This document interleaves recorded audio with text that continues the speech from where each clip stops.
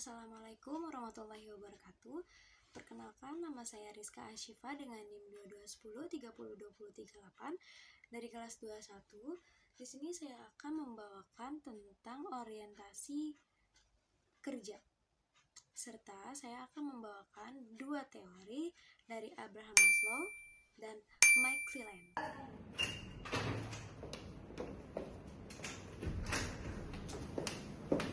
Selamat pagi semuanya. Pagi Bu. Perkenalkan, nama saya Rizka Ashifa, selaku HRD dari Aspan Hotel.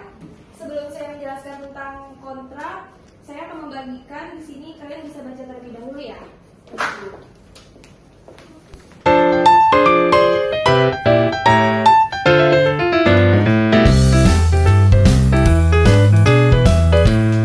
Silakan dibaca terlebih dahulu. Jika sudah setuju, bisa tanda tangan di sebelah kiri ya.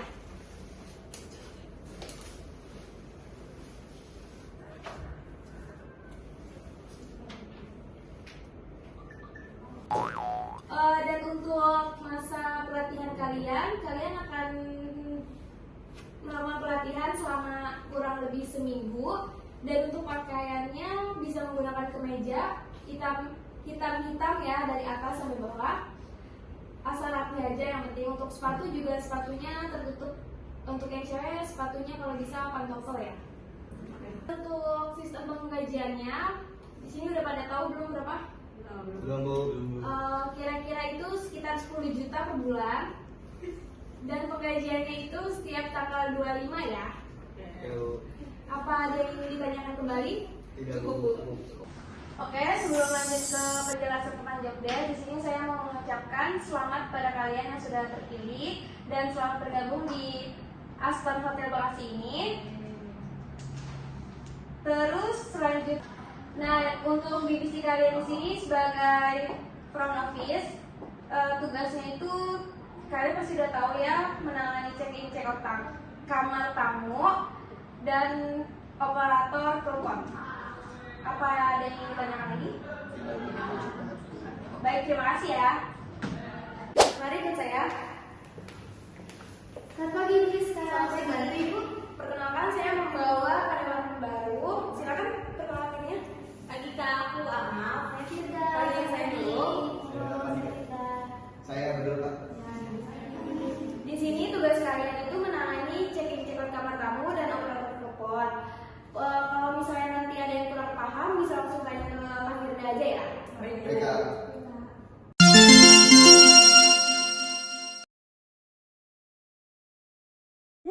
Yang pertama dari teori Abraham Maslow ada kebutuhan fisiologi.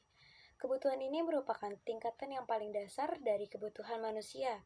Kebutuhan fisiologi menjadi yang paling bawah karena kebutuhan ini merupakan aspek terpenting yang harus terpenuhi dalam kehidupan manusia seperti sandang, pangan, dan papan. Oleh karenanya, pemenuhan yang layak berhak didapatkan oleh setiap individu maupun sebagai hal yang mendasar. Yang kedua ada safety needs atau kebutuhan keamanan. Kebutuhan ini merupakan tingkatan kedua yang menekankan kepada kebutuhan akan rasa aman dan keselamatan pada setiap individu manusia sehingga mampu memberikan rasa nyaman dan tentram pada aktivitas kehidupannya. Yang ketiga ada kebutuhan percaya dan cinta kasih. Atau kebutuhan ini menjelaskan mengenai manusia sebagai individu memiliki kebutuhan untuk mencintai dan dicintai, sehingga tercipta kepercayaan dan kedamaian di dalam hati, kedamaian di dalam hidupnya. Kebutuhan ini mencangkup hal yang luas seperti perasaan seseorang untuk menjaga, peduli dan perhatian terhadap sesama maupun lingkungan di sekitarnya yang disadari atas rasa memiliki. Keempat ada kebutuhan untuk dihargai. Kebutuhan ini mengacu kepada capaian individu yang mengarah pada jenjang pekerjaan tertentu.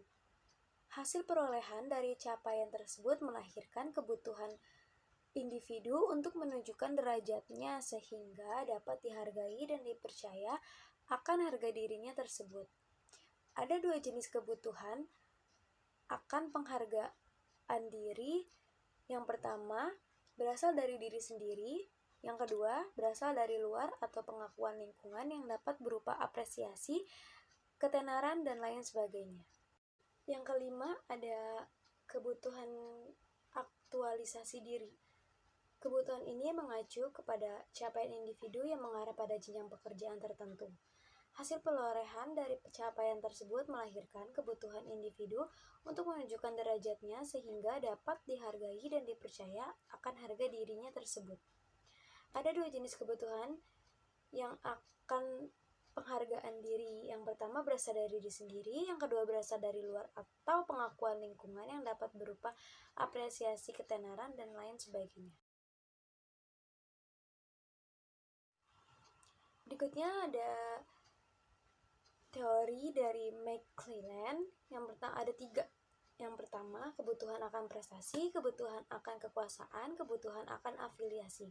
Teori 3 kebutuhan ini diusulkan oleh David McClelland bersama rekan-rekannya. Mereka menyebutkan bahwa dalam pekerjaan terdapat motivator utama, yaitu 3 kebutuhan yang didapatkan oleh seorang karyawan. Yang pertama ada kebutuhan akan prestasi, merupakan pendorong untuk sukses dan unggul dalam kaitannya dengan serangkaian standar. Maksudnya adalah seorang karyawan dalam pekerjaannya memiliki motivasi agar berprestasi, pendorong agar sukses dan unggul. Ini akan membuat lebih giat semangat dalam bekerja. Yang kedua ada kebutuhan akan kekuasaan. Maksud dari kebutuhan akan kekuasaan adalah seseorang memiliki motivasi untuk mendapatkan kekuasaan, menjadi berpengaruh dan mengendalikan sebagai jabatan tertentu. Mereka yang termotivasi akan kekuasaan memiliki pandangan dan ide-ide yang harus mendominasi, dan ia termotivasi untuk memimpin demi reputasi dan harga dirinya. Yang ketiga ada kebutuhan akan afiliasi atau hubungan. Seseorang yang memiliki motivasi akan hubungan atau afiliasi memiliki dorongan untuk lingkungan yang ramah dan mendukung. Ia akan memiliki kinerja yang baik apabila ia bekerja dalam suatu tim. Orang yang seperti ini biasanya kurang baik apabila ditempatkan sebagai pemimpin. Seorang manajer apabila memiliki kebutuhan akan afiliasi yang tinggi, maka hasilnya akan kurang baik. Hal ini karena keputusannya terhambat karena mereka lebih memilih untuk diterima dan disukai oleh orang lain, bukan untuk perusahaan yang dipimpinnya.